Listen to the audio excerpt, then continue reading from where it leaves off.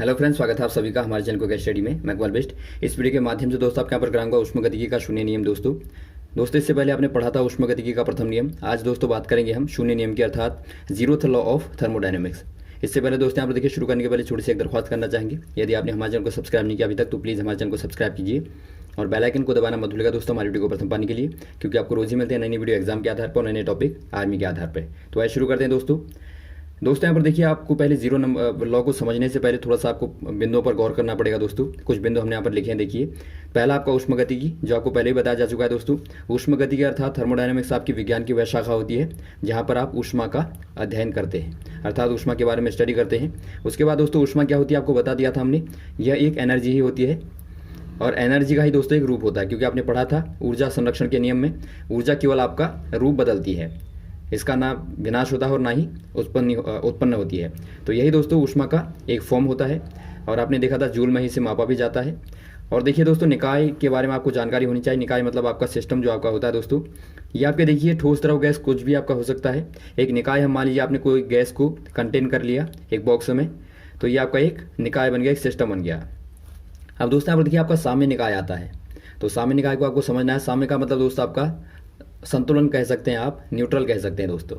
देखिए, जब दो निकाय दोस्तों आपस में आएंगे, कम से कम आपके दो निकाय होंगे, तो साम्य का मतलब होगा दोस्तों इनमें जो ऊष्मा का स्थानांतरण है, जो ट्रांसफॉर्मेशन ऑफ हीट है दोस्तों, वो आपकी जीरो होगी। अर्थात यहाँ पर कोई भी ऊष्मा स्थानांतरित नहीं होगी, तो दोनों आपस में न्यूट्रल होंगे। अब देखिए दोस्तों, बात करते हैं यहाँ पर। देखिए आपको एक बहुत बड़ी प्रॉपर्टी के बारे में पता होना चाहिए ऊष्मा की। इसी के आधार पर आपका जीरो लॉ होता है। ऊष्मा का प्रवाह उच्च ताप से निम्न ताप की ओर तब तक होता रहता है जब तक तापांतर शून्य नहीं हो जाता। ये दोस्तों यहाँ पर देखिए, बहुत बार आपने व्यवहार में भी देखा होगा, जब आप दो वस्तुओं को ले लें, गर्म ले लें, एक ठंडी ले लें, तो आप जब गर्म और ठंडी वस्तु को संपर्क में रखते हैं दोस्तों, तो गर्म वस्तु से, मान लीजिए आपका ये हॉट है, ये आपका कोल्ड है, तो गर्म से दोस्तों ताप जो है ठंडे की ओर प्रवाहित होता है। और कब तक चलता रहेगा? जब तक दोनों के बीच का दोस्तों तापांतर जीरो नहीं हो जाता, तो तब तक दोस्तों ये आपस में स्थानांतरित होता रहता है। तो इससे आप समझ सकते हैं कि जो ऊष्मा है, ऊष्मा एक प्रकार की यहाँ पर प्रवाह रखती है दोस्तों। अब देखिए, इसी के आधार पर आपका ये आपका ऊष्मगतिकी का शून्य नियम यहाँ पर आता है। यदि आपको ये समझ में आ गया तो इसी का आपका एक रूप आप कहेंगे, ये आपका होता है। देखिए, ऊष्मगतिकी का शून्य नियम में आप क्या देखते हैं, जब दो निकाय अर्थात आपने अभी निकाय के बारे में पढ़ा था, जब दो निकाय किसी तीसरे निकाय के साथ में आते हैं, संपर्क में लाए जाते हैं दोस्तों, और साम्य निकाय में होते हैं, अर्थात आपने दो जो निकाय लिए वो तीसरे के साथ में काय में साम्य में है, तो इससे क्या सिद्ध होता है दोस्तों कि जो आपके प्रथम दो निकाय हैं वो भी आपस में क्या होंगे, साम्य निकाय में होंगे। अर्थात यहाँ पर आप देखिए, फिगर के माध्यम से आपको समझाते हैं। यहाँ पर आपने मान लीजिए तीन निकाय लिए, ये दोस्तों आपका देखिए आइसोलेटेड वॉल है, अर्थात इससे अंदर को कोई भी आपका ताप नहीं जाएगा। तो ये बंद आपने कर दिया एकदम, ताकि आपके अंदर जो आपने सिस्टम लिए हैं, निकाय लिए हैं, इन पर कोई भी बाहर का प्रभाव न पड़े।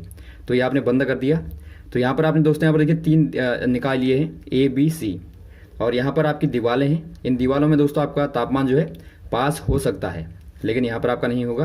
तो यहाँ पर आपका, यदि आपका ये ज़्यादा है तो यहाँ पर ज़्यादा वाला कम में जा सकता है। तो इस प्रकार की आपकी दीवारें हैं। तो आपने तीन सिस्टम लिए, इनमें देखिए दोस्तों आपको दिया है, आपको क्या दिया है, A और C आपस में क्या है, साम्य निकाय में है, क्योंकि आपको दिया गया है कि दोनों निकाय साम्य में है तीसरे के साथ में। तो A और C का साम्य में होने का मतलब दोस्तों आपका A और C में जो आपका ताप का रूपांतरण होगा, अर्थात स्थानांतरण होगा, वो आपका दोस्तों क्या होगा, जीरो। और वैसे आपका B और C का साम्य निकाय का मतलब क्या हुआ, B और C में भी दोस्तों कोई भी ऊष्मा का स्थानांतरण नहीं होगा। तो इससे क्या सिद्ध होता है दोस्तों, इससे साबित होता है कि आपका जो A और B है, A और B भी क्या होंगे दोस्तों, इनमें भी कोई भी तापांतर नहीं होगा, कोई भी ताप का स्थानांतरण नहीं होगा।